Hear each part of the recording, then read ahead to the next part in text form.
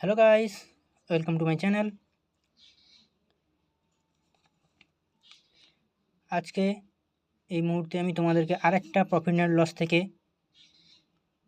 Math দেখাচ্ছি। এখানে market price আর discount এই দুটো বিষয় থাকবে। সো আজকে ম্যাথটি হচ্ছে,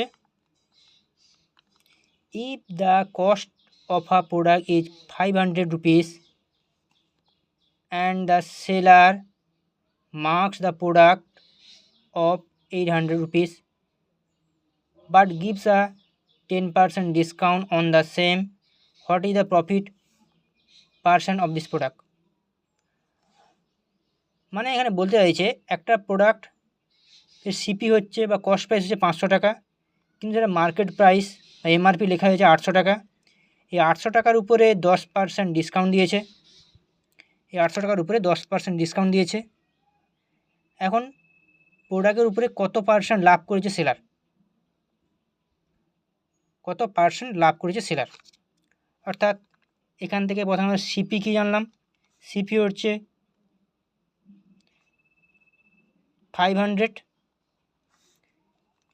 মার্কেট প্রাইস হচ্ছে 800। এই 800 উপরে ডিসকাউন্ট দিয়েছে, 10%। আমাদেরকে বের করতে হবে প্রফিট পার্সেন্টেজ,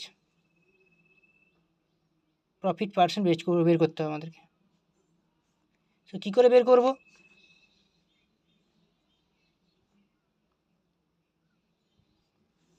সো প্রথম আমরা দেখব ডিসকাউন্ট কত দিয়েছে, 10%।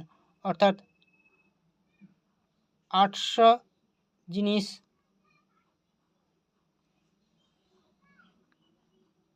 সে 10% ডিসকাউন্ট দিয়েছে। 800টা হচ্ছে মার্কেট প্রাইস, 10% ডিসকাউন্ট দিয়েছে অর্থাৎ 90তে বিক্রি করেছে।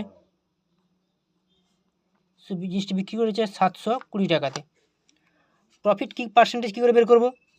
500 জিনিস 720তে বিক্রি করেছে অর্থাৎ 220 টাকা লাভ হয়েছে। 500 টাকায় 220 টাকা লাভ হয়েছে, তাহলে 100 টাকায় কত টাকা লাভ হয়েছে এটা বের করে দিলে আমাদের প্রফিট পার্সেন্টেজ পেয়ে যাব। 200 থেকে 200 কেটে দিলাম, 5 4 20, 5 4 20 অর্থাৎ 44% লাভ হয়েছে। Thank you.